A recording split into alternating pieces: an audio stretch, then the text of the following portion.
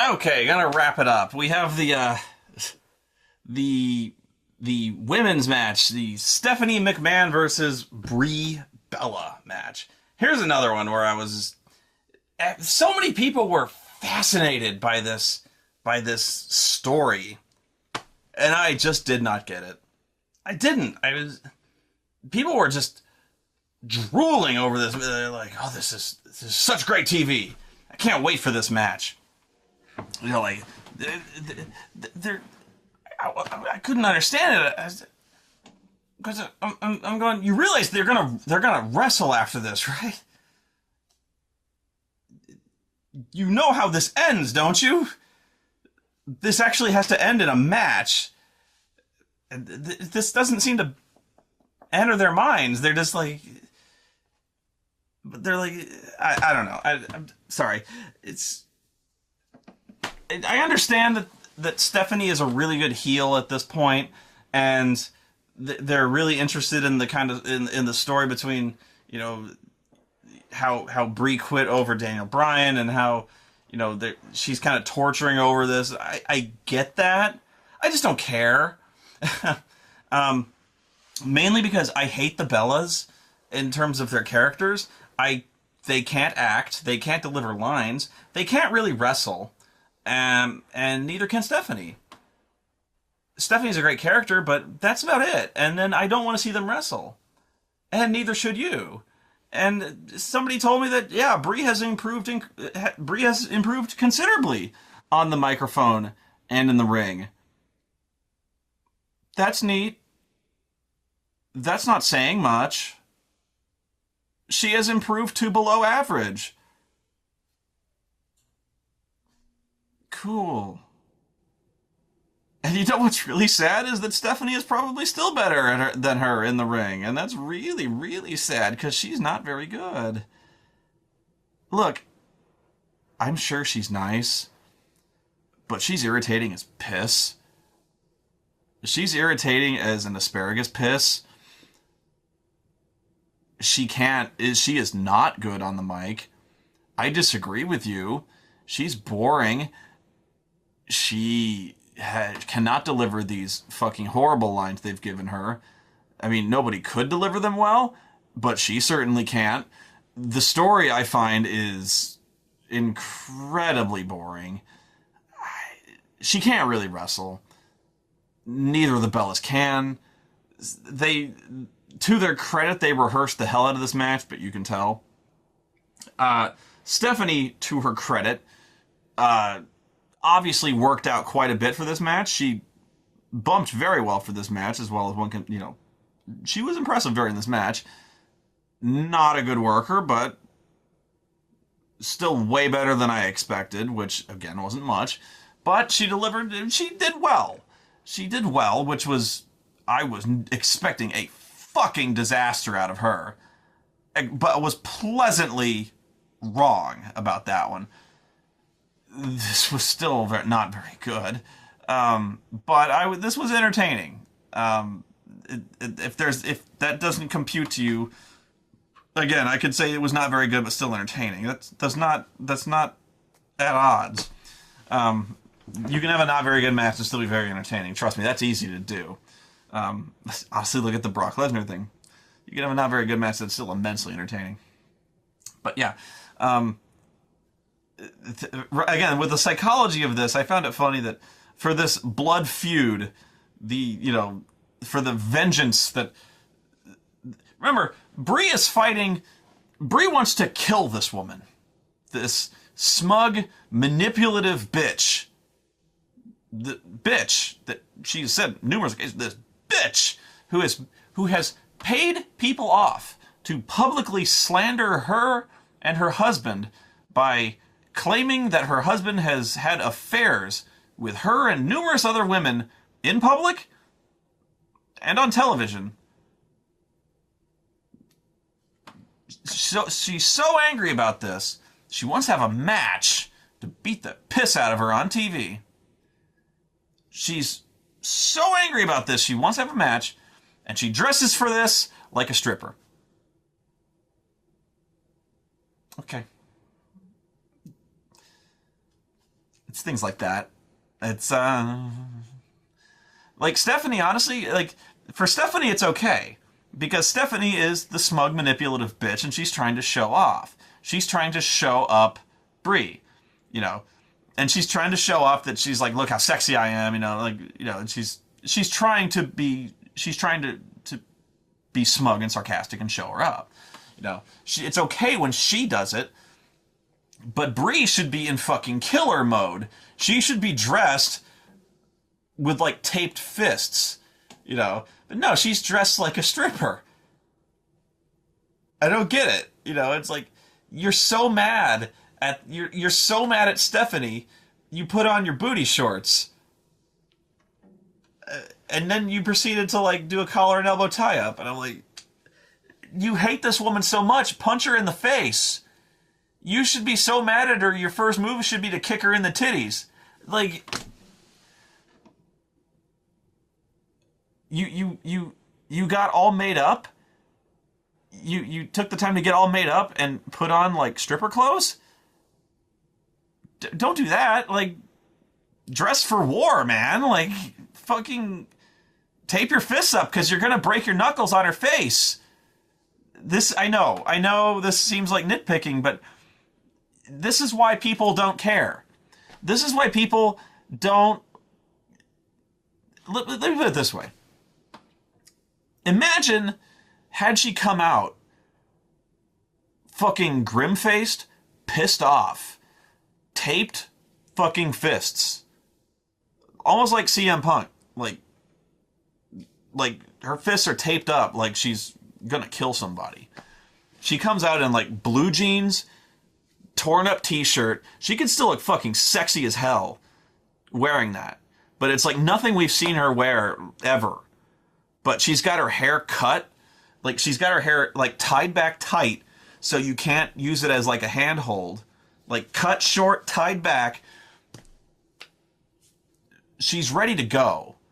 Maybe like gloves instead of taped fists, maybe gloves or something like that. She doesn't want to break her fucking hands on Stephanie's face. All of a sudden you're like, you know, Stephanie's dressed like a dominatrix. She's almost like clowning around. All of a sudden Brie comes out like she's like gonna fucking kill her. All of a sudden you care.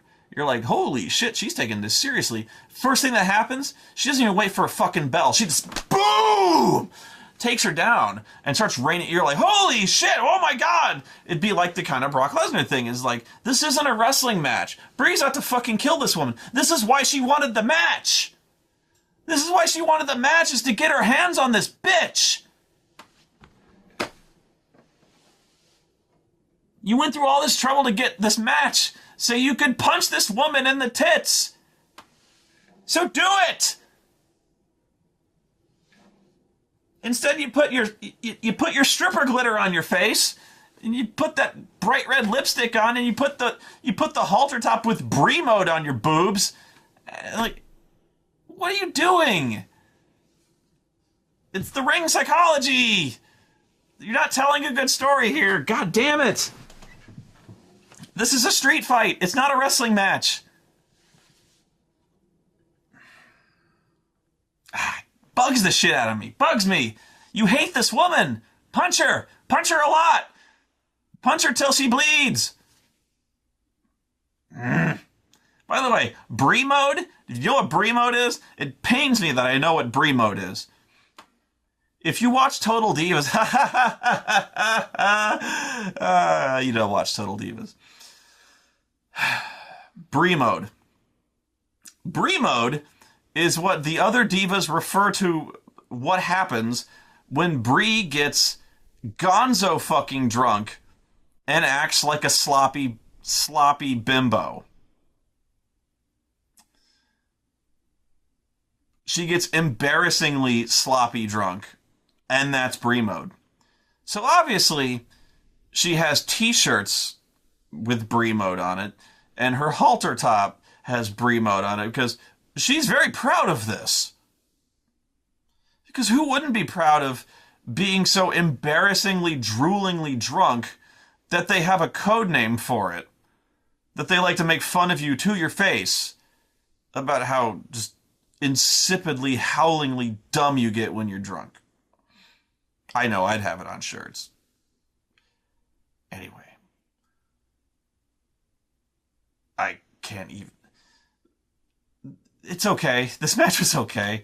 Where it gets... Stephanie's pedigree was really... Actually, my initial... What I remember specifically from my initial prediction was that you were going to see the shittiest pedigree on record. Stephanie's pedigree was perfect. So, I apologize, Stephanie. It was a very good pedigree. I remember Triple H took a baseball slide dropkick from Brie and sold it like he got hit by a Titan fucking missile, which I thought was funny, considering Brie probably weighs about all of 75 pounds. The second thing about this match that I thought was really funny was that everyone in the fucking world knew that Nikki Bella was going to turn on Brie. And it was just, we're just sitting there waiting for it and just, do it. Good, fine, we're done. Go away. Sometimes it's like when, I don't know, sometimes it's so obvious you almost wish they didn't do it, you know. It's almost like sometimes you complain about the swerve, and sometimes you complain when they do a swerve for the swerve's sake. But then sometimes I complain, like, sometimes I'm like, there's nothing wrong with doing it the way it always should be done. I'm like, probably this is the way it always should have been done. But I'm like, this was so obvious. Everyone in the world knew that it was like... Because, like, I think Nikki came out down the ramp with Triple H. I'm like... Sorry, I'm losing my voice. I think she came down the ramp with Triple H. I'm like... This is so fucking telegraphed. Pardon me. This was... And she already looked guilty and stuff like that. This wasn't even like... They are terrible. They are really, really terrible. And what was worse was on Raw. They kicked off Raw. And I immediately was like, you know... This lasted like 20 minutes.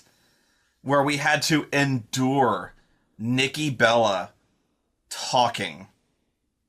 And this was the why Nikki why segment. You know, after every major betrayal, they go, you know, why Seth, why? This was the why Nikki why segment. Where she has to justify why she betrayed Brie. I so don't care. But there's no reason, she has no reason why she did this.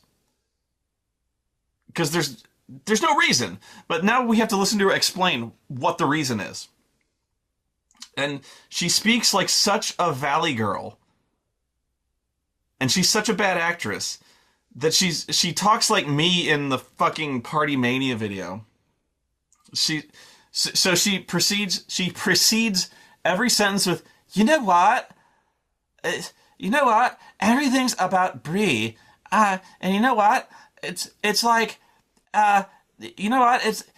She always rubbed it in my face about how I'll never get married and how I'll never have a man. And you know what? I showed her how wrong she was. Because you know what? Her husband is an ugly troll-faced clown, goat head. And you know what?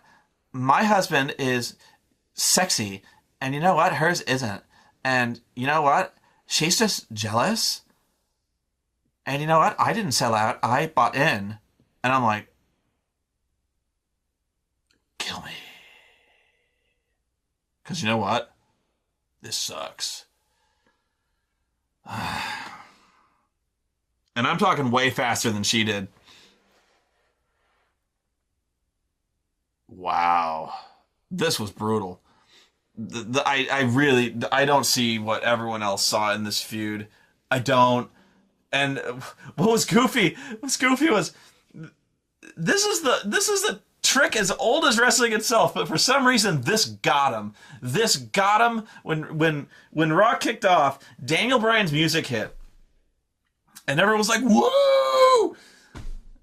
And then it was Stephanie McMahon doing the thing. And I'm like, Really? It's like every heels do this every time they win a match against the major baby faces. They come out to the baby faces' music to gloat. But I saw so many people in the audience going like, "Oh, you bitch!" Like, just, it was hilarious to me. I've never seen so many people in the audience just who got fooled that hard. Oh, we really thought it was Daniel Bryan. Damn it! Fooled. There was Bray Wyatt and Chris Jericho. I have to shit on this one as well. I don't really, but like, this was this along with this feud more than any other just felt like nothing was. It had no purpose. And it was really hard to care about the match because I didn't care about the feud. This match was actually good. And I know that seems like I'm just kind of throwing it away, but it was good. Which is a weird thing to say about a Bray Wyatt match, considering every other Bray Wyatt match I've seen has kind of oscillated between like 4 stars and -2 stars. There's very little in between. This was an in-between match, which I go, it was okay. I don't know what... This feud made no sense to me. It was like Chris Jericho shows up and he's like, I'm here, I'm here now, and then the Wyatts are there, and then they're just fucking with him. Why? I don't know. And then there's a match, and then they have a match, and then Jericho wins, and then Bray Wyatt decides to keep fucking with him. Why? I don't know. And so now Bray Wyatt has won, and then I guess he's done fucking with him. And so this is, I think, by far the more interesting aspect of Bray Wyatt is like, I don't know what his deal is. I don't know why some of his matches work so spectacularly, and I don't know why. Well, I know why a lot of his matches fail so awesomely, but I don't know. His character rides such a fine line between crap and this awesomeness, and this thing with Chris Jericho did not work because, especially for Jericho, I'll tell you what bothered me with Jericho is that hair. He looks like the Red Rooster. He's got to get that product out of his hair. He's got to do something with it, but that thing where it's like all spiking up is wow bad. They did this sit-down interview with him and Jericho where he's talking about some weird stuff about the world ending and I don't know what, but that's Bray Wyatt's gimmick is you don't even know what. And then Jericho is sitting there trying so hard to take this seriously. Trying to engage in a serious back and forth with this guy. Any kind of dialogue. And I'm just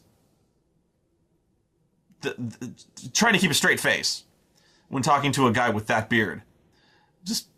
Bray Wyatt trying to keep a straight face talking to a guy with that much gel in his hair. Just the camera keeps cutting back and forth, and I'm just going. Yeah, this is the Lincoln Douglas debates. This ain't, and they keep cutting back and forth, and I don't care. Who are you people? And then they have matches, and I still don't care. It's decent, you know. That's about all I can say. Is like what really. I remember the one thing I remember is the step code breaker end match thing was. That didn't happen. The finish was a lot better here, but yeah, I really hate to crap on a Chris Jericho match, and I'm not. It was a decent match. It was a match I would have seen on Raw, but that's probably the biggest insult I guess I can give to it is it was just a match.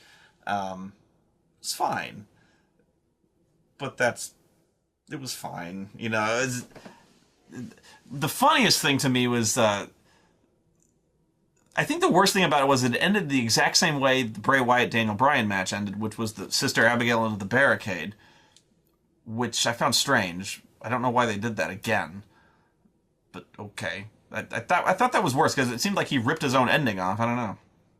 But the best thing was, like, he was going for the lion salt and he did that bridge into the spider walk thing again, and Jericho looked like he was fucking horrified. Like it was out of a horror movie.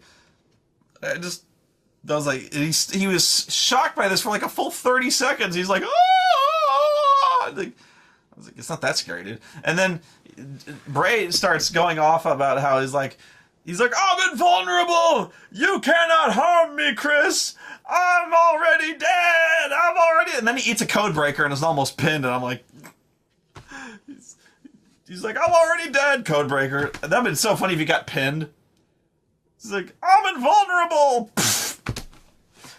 But no. Strange thing going on, man. I think the last one we haven't talked about is... Randy Orton versus Roman Reigns. Oh, God.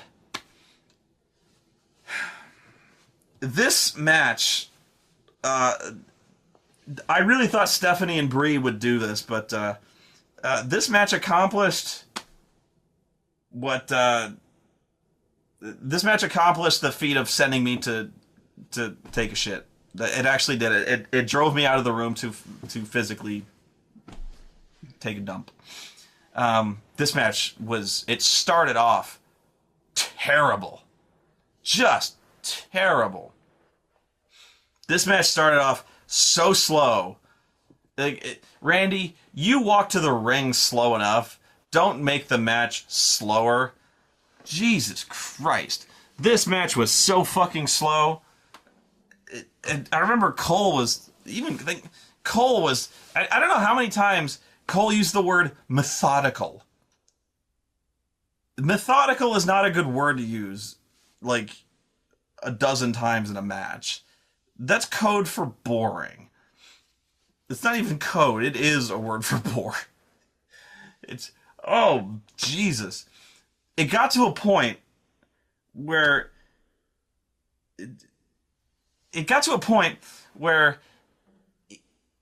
Randy resorted to the chin locks. He was like the master of the chin locks, and he kind of abandoned that, but now he's gone back to the chin locks. Then, after like 5 minutes of chin locks, they got into, I'm not even kidding you, a chin lock duel. By that I mean, Randy had him in a chin lock, and then Roman would like roar, and then reverse it into his own chin lock. And then Randy would struggle out and then reverse it into his own chin lock. And then Roman would immediately like struggle out and then run up the turnbuckle and then jump onto his back into his own chin lock. And I'm like, are they actually trading chin locks? Because if so, this is the most boring, this has actually surpassed into the next dimension of boring. If we've actually gone into chin lock wrestling. Whoa. I really hope one of them taps out right now. Now, when they finally started to go home in the match, it got really, really good. But man, was that an uphill... It took them forever to get into that gear. Wow. I came back from taking my shit just in time. Well, no, not in time, because I got there just in time to see the fucking dueling chin locks. I was like, I need to take a bigger shit. I could not believe it. I could not believe I'd seen a spot where they were dueling chin locks. But they finally got to the point where they had a really good sequence where Randy kept reversing the spear. He did that that really tight power slam he does, and he reversed the spear into this really sweet RKO. I had predicted Randy would win this match. Everyone had this for Roman Reigns to win. Before you start laughing at me, the reason I had Randy winning this match, through heavy shenanigans, by the way, again, because I always figured WWE is very fond of rematches, was just because I figured they weren't done with this feud. I figured they'd have Randy feuding with Roman Reigns for at least another month. That's it. So I thought Randy would steal one. Roman Reigns would have another match next month and beat him. That's it. So, but yeah, I figured Roman would come out of this eventually on top, just not this month. I thought Randy would cheat. But yeah, so, Roman pretty much kicked clean out of the RKO. But this is where I did not like the finish where, Randy he's just beside himself. He kicked clean out of the RKO and he's like, oh, motherfucker, what do I gotta do? And then he gets this evil idea. He's like, I know what I could do. I could punch him. I could kick him right in the skull. And so he goes across the ring and he's gonna kick him in the face. He's like, get up, motherfucker. And so everyone in the world is watching this going, oh, he's gonna move. This is like as obvious as, Lucy pulling the ball away from Charlie Brown. It's because everyone in the world knows he's gonna move. And he moves. It's actually a really sweet reversal he does where he like sweeps the leg out from under him. He takes that really well. But I was going, oh wow, this is too obvious. This one is way too obvious the way they've set this one up. I was going, they really should have done this finish some other way, because when they finally started setting up the punt, they might as well have just had like an air traffic controller just signaling the ending to this one, because there was no drama to that one. They really should have just had the ending kind of come out of nowhere, because this ending, they wanted this ending to seem like it came out of nowhere. It did not. Everyone in the building knew what this ending was going to be. That said, this match started off abominably. Just horribly. And it ended up really good. They put this over big for Roman Reigns. He needed this one. The question is, with Roman Reigns, is he ready for... They're putting him over big. They're putting him over Randy Orton. That's big. It's been... And Bradshaw, this motherfucker... I'm going to wrap it up with a talk about Bradshaw, because we need to talk about this guy. Bradshaw's going heavy about how this guy is like the greatest guy they've got. Ric Flair. They've had Ric Flair on the discussion panel talking about how he's the greatest superstar they've got. The greatest athlete they've got going today. 12-time world champion. He's the best guy we got. And so when Roman Reigns beats him, everyone's talking about what a huge stepping stone this is. It's clear they've got big plans for this guy. Question is it too soon? I say yeah. Thing is, it's. I wonder though if they're putting him in the ring with guys who really aren't that compatible with his style. Because with his style, I almost think they kind of need to Goldberg with this guy. Keep his matches very short, very impactful. I think they're putting him in matches that are like really too competitive, too long. He needs to be a very fast-paced, very impactful type guy. I don't think he needs to be in matches that are really, really, really, really competitive, really slow-paced. He doesn't need to be in matches where he's trading chin locks and chain wrestling. He needs to be hitting guys really hard and really fast. So I think in some ways he's being put in matches where he's against not very compatible opponents, so he might be getting exposed. I just wonder if they might be cooling on him a little bit, or I think a lot of the internet wrestling community, of which I am not a part, I'm too good for them, is a little afraid of this guy. They're like, he's not ready for prime time. We'll see. They obviously see they see a great deal, and I can too. He's obviously getting better. I can see it. But Randy Orton is not a good opponent for him. Ironically, he's one of the best wrestlers they've ever had. In the company, in terms of just in terms of charisma and the reliability. He's always going to be Randy. He's always going to be that chinlock guy. I don't know how to explain it better than that. He's reliable. He's almost like John Cena in that regard. He's always going to be Randy. But is he a good opponent for Roman Reigns? I don't think so. Not really. He needs to be a guy who can just spear people and throw people around. He's got that powerhouse ability, and you don't have that with Randy. But Bradshaw. Yeah.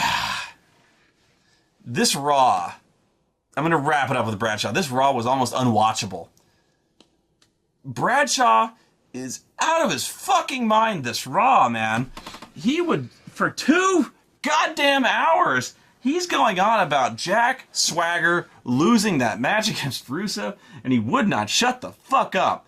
That entire time, he's just, Jack Swagger lost that match. He was an embarrassment to me. He was an embarrassment to himself, an embarrassment to this country, Michael. Yes, I can't believe it, how he could show his face around here. What is he doing around here? He's sitting around here making excuses, Michael. Everyone's around. He's a loser. And let it go. It made me sick to see that flag in the ring, Michael. I can't believe it. There was a Russian flag. There's a Russian here. It makes me sick, Michael. Oh, how dare you stick out. Like, yelling, screeching about fucking Jack Swagger, about Rusev, about how much he hates fucking Russia, about how he's let fucking about how he's let everyone down, about how he's let America down, screaming, shrieking every time Jack Swagger's on the screen, every time Rusev is on the screen, every time, doesn't even have to be on the screen, is other stuff, is like, the fucking Mountain Dew commercial will be up. He's like, ugh, Mountain Dew, now there's an American drink. I bet Jack Swagger doesn't drink Mountain Dew. If he had, maybe he'd have won that goddamn match. Fucking traitor. Like, I'm like, there's nothing to fucking do it. You think I'm kidding? I'm not. Because, like, what really set me around the bend is, like, Randy Orton is coming out to the ring for his match, and he goes, Randy Orton, now there's someone to be proud of. And Cole's going, but Randy Orton lost his match too. He goes, yeah, but at least Randy's not making excuses for his loss. He made one mistake. Now there's an American to be proud of there, right there, Michael. And I'm like, Randy Orton got dishonorably discharged from the military. Bradshaw, you need to shut the fuck up right now. Yeah. And with that, I leave you. This is a very curious kind of a turning point. I'm very curious to see where we go with this one. But yeah, gone on way too long as always, but hope you enjoyed. Please, actually, honestly, I would love to hear from you guys. I am not bitching about the comments. I love to hear from you guys about how wrong I am, how right I am. Especially love to hear that. But no, I love hearing comments about the merits of, I love hearing analysis of, like, storytelling, because really when I talk about wrestling and how, like, about good wrestling or bad wrestling or characters or what makes a good character, or, like, especially like when Brie Bella, like the way she was dressing in the ring against her in the match, in the ring in her match against Stephanie. When I'm talking about the way she's dressing, about how, she's dressing like she's not taking it seriously when she should be dressing like so-and-so, I'm not really talking about the match. I'm talking about bad writing. I'm talking about a character. If you're writing a good story, this is what a character should be doing. So, like, in a way, I'm talking about, like, a movie. You know what I mean? So, like, that's what I'm talking about, is more like the structure of a story. So that's more what I'm talking about, is I like debating that kind of thing. That's why I like talking about wrestling a lot. It's less debating a fake sport. It's more debating about what makes the structure of a good story. And wrestling kind of boils that down into a very easily relatable format. So, don't worry, like, if I'm bitching about Dolph Ziggler, I'm not bitching really about Dolph Ziggler. I'm bitching kind of about an actor. I'm bitching about what makes a good guy. What makes a bad guy a good bad guy. Is it really a good guy if he rakes a guy's eyes? Is there such a thing as a tweener? Something like that. Or is there such a thing as a tweener, or just a shitty bad guy? or a shitty good guy, things like that. So I think there's a lot more that I don't think there's so much as talking about wrestling or whether somebody's stuff like that. I think it's more an analysis of storytelling to me than it is just about a silly sport. So that's why it fascinates me so much. But anyway, yeah. So let me know in the comments. I like hearing about it, just even if it's about how wrong I am, especially because I like to argue with you guys. So let me know. Have fun. We'll see you next time.